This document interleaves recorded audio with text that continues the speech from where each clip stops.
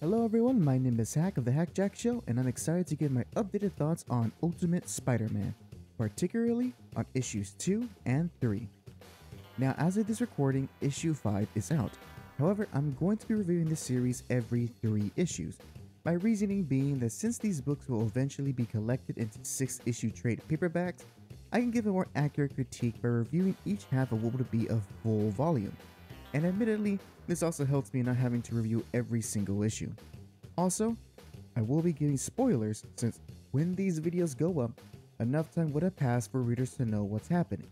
So please don't think of these reviews as me trying to persuade you to buy or not buy the comic, but rather giving a thorough critique on how the story is unfolding. With that out of the way, I want to share my thoughts on issue 2. Rather than advancing the plot, Jonathan Hickman decides to focus on Peter's learning curve on being Spider-Man while sprinkling small plot threads with Uncle Ben's and Jameson's new business venture and the conflict between the Green Goblin and Wilson Fisk. The only significant highlight in my opinion of issue 2 is Peter's fumble of revealing his identity to his daughter May. I very much enjoy how Peter comforts his daughter, and it's evident that May trusts her father deeply, to the point of keeping his identity safe from the rest of the family. And as we'll see in issue 3, I do love that May's influence over Peter is what inspires him to change from the creepy black suit to the friendlier red and blue costume all of us are familiar with. I look forward to how Peter's and May's relationship will grow as time goes on. Otherwise, issue 2 is definitely a lighter story compared to the first issue, and not just in length. There are many comedic moments that happen to Peter, which, in the grand scheme of this universe we are set in, is appreciated.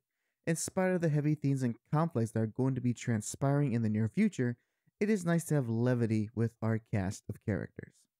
On to issue 3, where we have the opposite of issue 2. We advance in the story, and Peter has his first proper fight with an ironic twist. Now, in issue 2, we do see Spidey go up against his first villain with Shocker. However, the 2 times he went against him, there really wasn't a fight. I am enjoying that despite how strong, fast, and agile Peter has become, his inexperience with crime fighting is having him lose to jobbers like Shocker. Now, issue 3 is the first issue in this series where we have a proper fight. Surprisingly, we get a Daredevil villain with this universe's version of Bullseye. And not only that, we finally get confirmation that indeed, this universe's Green Goblin is Harry Osborn. Issue 3 is straightforward with this plot. The issue begins with a fun moment between May and Peter, with references to other Spider-Man costumes, some exposition with Uncle Ben and Jameson, and the rest of the issue is a fun throwaway fight between Bullseye, Green Goblin, and Spider-Man.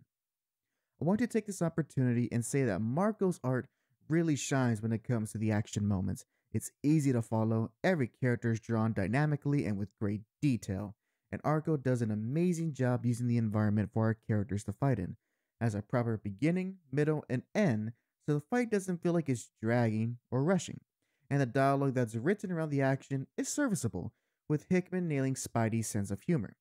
The issue ends with a surprising turn of events that will dramatically change Peter's journey into becoming the hero he was meant to be. Overall, I enjoyed issues 2 and 3. I will continue to read this series for as long as the high quality is maintained.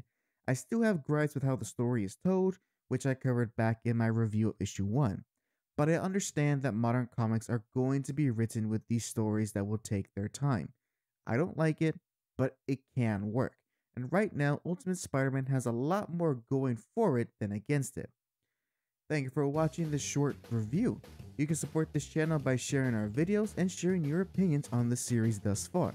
I would love to hear what others are saying about Ultimate Spider-Man, and I do my best to read and respond.